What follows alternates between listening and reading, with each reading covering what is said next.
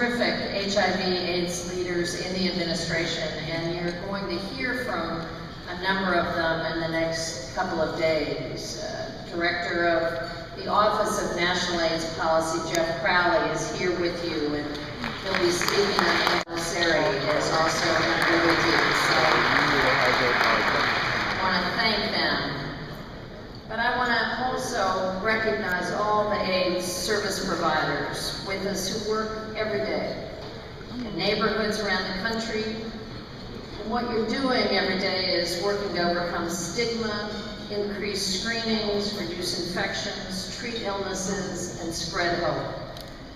I want to acknowledge the advocates, care providers, and policymakers who are also here as part of this yearly conference that finally included government, community-based groups, employers, health professionals, and people with AIDS came together with a sense of urgency to develop better approaches for treating and reducing the spread of this disease. And thanks to those efforts, we've actually come a long way in the last few decades.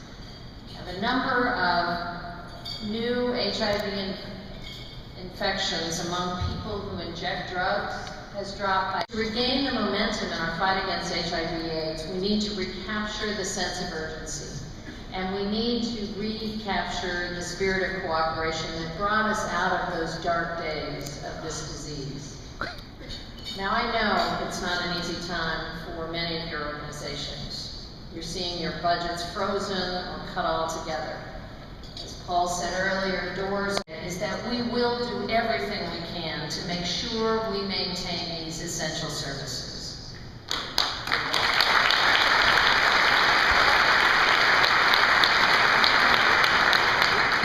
Earlier this year, in the face of falling state budgets much faster than we had ever anticipated, we found an additional $25 million to add to the ADAP program.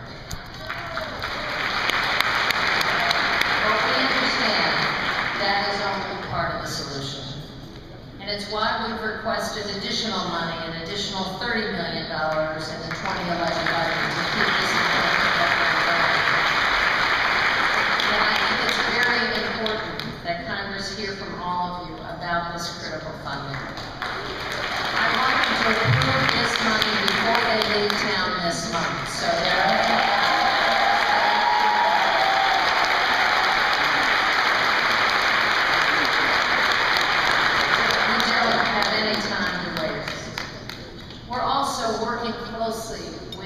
our state colleagues to make sure they understand that even in these very difficult times, we can't balance our budgets on the backs of Americans with HIV/AIDS. We've reached out to partners in the pharmaceutical industry, private businesses, foundations, and community-based organizations to make sure they continue to do their part as well.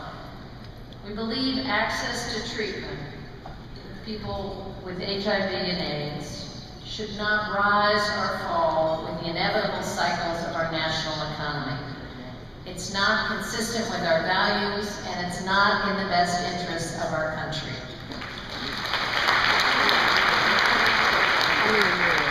And that's one of the reasons that we fought so hard this past year to pass the Affordable Care Act, a law that enshrines the fundamental principle that Americans should have access to affordable health care regardless of their health status. And that's a big step forward. So under the new law, we'll expand Medicaid, which is often the best source of care for many Americans with HIV/AIDS. And for those Americans who don't qualify for Medicaid and don't get insurance through their job, there'll be a new health insurance marketplace, where plans for the first time ever in the history of the country will be forbidden from denying people coverage based on their health status.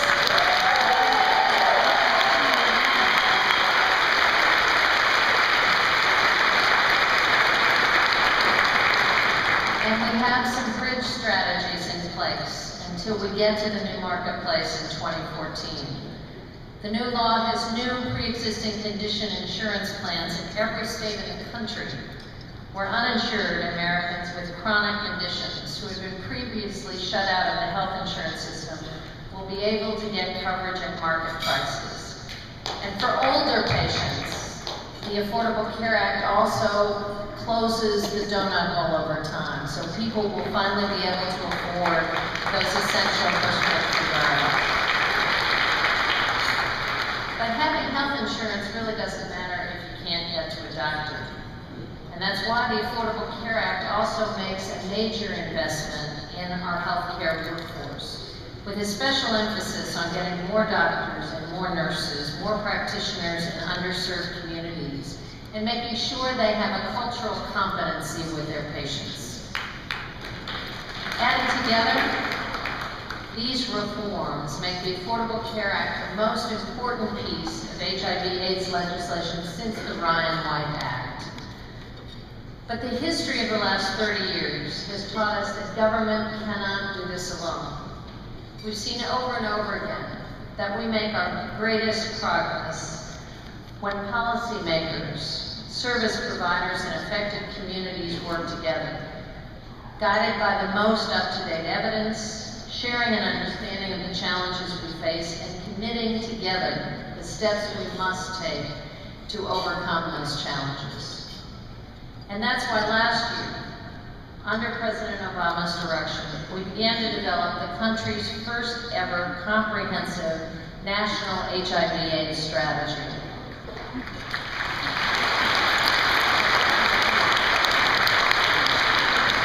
To do that, many of you were involved. We had conversations across the country. We talked to doctors and people living with HIV/AIDS, with researchers, with health workers, with activists and community leaders and academics. And this July, we unveiled a plan with an ambitious vision in the United States. And I want to quote from that vision. The United States should be a place where new HIV infections are rare. And when they do occur, every person, regardless of age, gender, race, ethnicity, sexual orientation, gender identity, or socioeconomic circumstances, will have unfettered access to high-quality, life-extending care, free from stigma and discrimination. That's something we all need to achieve.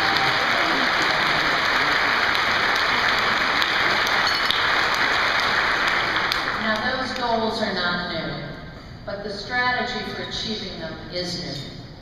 We knew we couldn't keep the same approaches and expect different results. So under this strategy, we're going to focus our funding where it can make the biggest difference. For example, we know that we've been successful in keeping HIV/AIDS incidence low for some population. If you're a white, heterosexual woman like me, your chances of being affected by HIV/AIDS are very low, 1 in 50,000. But if you're a gay Hispanic man, your chances are 350 times higher than mine. And in some of our US cities, it's estimated that almost half of all gay Black men are HIV positive. So part of what this strategy says is we're going to intensify our prevention efforts in the communities where infections are concentrated. We're going to put our resources where the risk really is.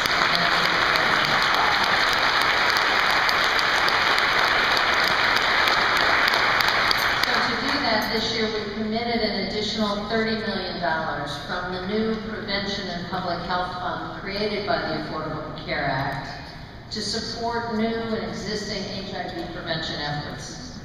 The funds will allow us to focus on communities and geographic areas that have been the hardest hit by this disease. And we've recently updated our budget request for next year to request an additional $35 million for those prevention efforts. By strengthening prevention, it's just one part of the new strategy. The strategy also calls for new efforts to make sure Americans with HIV/AIDS get the care they need. For example, we want to work to link testing to treatment. Since we know the earlier the treatment gets started, the better the results are. And to make sure that our prevention and treatment resources reach the people who need them,